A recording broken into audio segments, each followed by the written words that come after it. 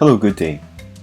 Today I will show you how to prepare for non-ESL or non-language related classes.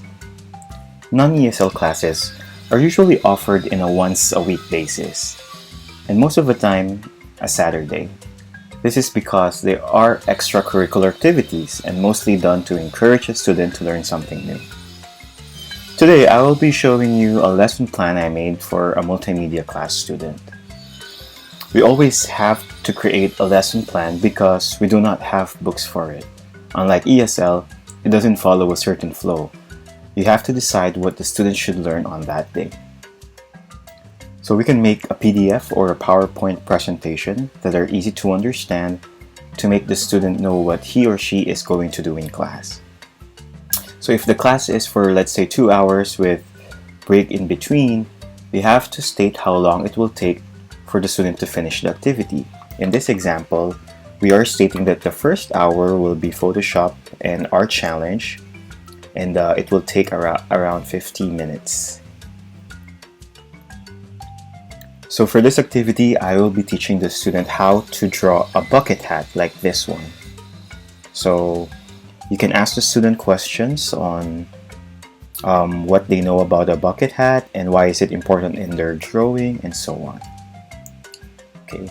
You also show examples of how they shouldn't be done, just like this one. Shouldn't be done like this. But instead, you're going to show them examples of the proper way. Okay, just like this one. So upon showing the examples of how to and not to do a bucket hat, we're going to ask them to do the challenge. So you're going to state how long they should be doing it, the time limit, and you will be teaching them also screenshot, import, drawing, and coloring. So all of these things are part of the activity. Now, after finishing it, we're gonna continue where we left off. So it's always possible for an activity to be left incomplete because of, let's say, factors during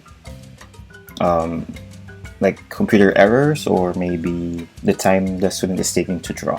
This is normal because, again, this is not ESL or any language related class, so it's possible for the student to go beyond the time limit you set for them. So if that's the case, you can continue where they left off on the next Saturday.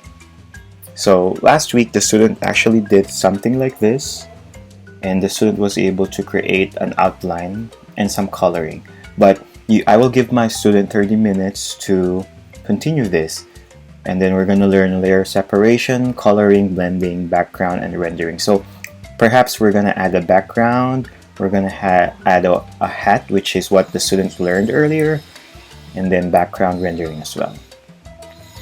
So once it's done, so we will now proceed with Photoshop lessons. This is second hour, which is also for 15 minutes. So I will give my student about 30 minutes using Photoshop to create the following image. So the student will have to create a background, subject, and foreground, just like this one. This is the background, this is the subject, and the foreground. It's important to create steps so that the student can follow. Again, when creating a lesson plan for your students, they don't use a book. So you have to create the steps yourself. So here, I'm going to ask the student to create of a theme, and then to decide on a background, and then to know what the subject will be, and the foreground, and so on. And then the step 5 is where the student will finalize the project. Again, I gave my student 30 minutes, but it's not always possible for them to finish that project in the given time. So if ever the student will take time, that's good. You still have 50 minutes to do that. But if ever the student was able to finish everything in 15 minutes, in 30 minutes, then you can create a contingency plan, which in this case is we are going to think or discuss a long-term project. So there will be a long-term project for the student that you will do every Saturday. So every time there's an extra time left, the student can work on this and you are looking at it. So it doesn't have to be rushed, but the student can apply everything that they will learn. Okay? So just to recap, for the first hour, the student will have to do Photoshop and art challenge. So the goal is to create a bucket hat like this, more realistic than the ones previously created by other students. For the second hour, we will be continuing where we left off with the cat's drawing, followed by Photoshop lessons, wherein we will be creating photo manipulation techniques. It's also important for you to demonstrate how it's done. So most probably the first step will be yours, okay, and then the student will just copy in order for them to learn.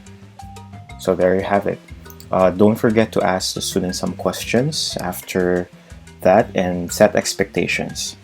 So again, if you have any questions, feel free to ask us, send us a message, and thank you so much. Have a great day.